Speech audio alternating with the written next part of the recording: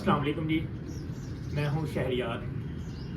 پاکستان کے شہر سیالکوٹ میں سیلابی اور بارش کی صورتحال کو مد نظر رکھتے ہوئے اگر آپ کسی ڈوبتے شخص کو دیکھیں تو آپ اس کی جان کس طرح بچا سکتے ہیں، وہ آج کی ویڈیو میں بات کرتے ہیں۔ اگر آپ کسی ڈوبتے شخص کو دیکھیں تو آپ نے اسی ٹائمنگ 1122 پر کال کرنی ہے اور اس کے بعد اس شخص کو پانی سے باہر نکالنا ہے، اور پانی سے باہر نکالتے ہوئے آپ نے اپنی جو سیفٹی ہے اس کو بھی انشور کرنا ہے، کیونکہ جب آپ نے اس کو پانی سے باہر نکالنا ہے تو اس نے آپ کو ہی پکڑ کے پانی سے باہر آنا ہے۔ تو جب آپ اس کو پانی سے باہر نکال لیں تو آپ نے اس کو زمین پر سیدھا لٹا دینا ہے۔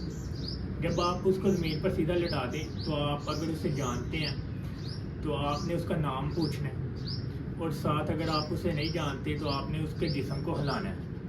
ہلانے سے یہ ہوگا کہ آپ کو یہ پتہ چلے گا کہ وہ ہوش میں ہے یا نہیں ہوش میں، اور ساتھ آپ نے اس کی پلس دیکھنی ہے، جو نبض ہوتی ہے یہ آپ نے دیکھنی ہے۔ اس کے بعد آپ نے اپنے منہ اور اس کے منہ کے ساتھ لگا کے آپ نے اسے ماؤتھ ٹو ماؤتھ بریتھنگ دینی ہے، یعنی کہ اپنے منہ سے اس کے منہ میں سانس لینے کی کوشش کرنی ہے۔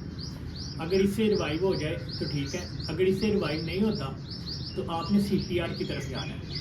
سی پی آر میں آپ نے اس کی چھاتی کو دبانا ہے۔ چھاتی کو آپ نے اس طرح دبانا ہے کہ 1 منٹ کے اندر آپ نے 100 بار ادھر دبانا ہے، ٹھیک ہے۔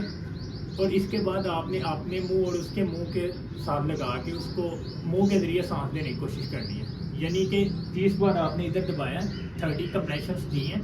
اس کے بعد آپ نے 2 بار ریسکیو بریتھ دینی ہے، ٹھیک ہے۔ یہ عمل آپ نے تب تک پرفارم کرنا ہے جب تک کہ 1122 کی جو ٹیم ہے وہ موقع پر نہ پہنچ جائے۔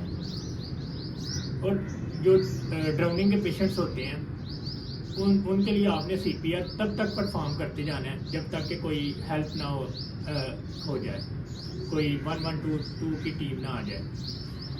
اور اگر تو اس شخص کو ہوش آ گیا سی پی آر کے بعد تو آپ نے پھر بھی اس کو ہاسپٹل میں شفٹ کروانا ہے۔ اس کی ریزن یہ ہے کہ پھیپھڑوں میں پانی جا سکتا ہے اور بعد میں اسے نمونیا ہو سکتا ہے، اور ساتھ ہیڈ انجری ہو سکتی ہے، اور ساتھ کچھ دل کے مسائل ہو سکتے ہیں۔ تو یہ سی پی آر میں نے آپ کو بتایا ہے۔ اگر کوئی ڈوبتا ہوا شخص آپ دیکھیں تو آپ نے اس کی جان بچانے کی کوشش کرنی ہے۔ اللہ تعالیٰ آپ کے لیے بھی آسانیاں پیدا کرے، آپ کے گھر والوں کے لیے بھی آسانیاں پیدا کرے، اور اس پاکستان کے لیے بھی آسانیاں پیدا کرے۔ اپنا خیال رکھیے گا، اپنے گھر والوں کا خیال رکھیے گا۔ جزاک اللہ۔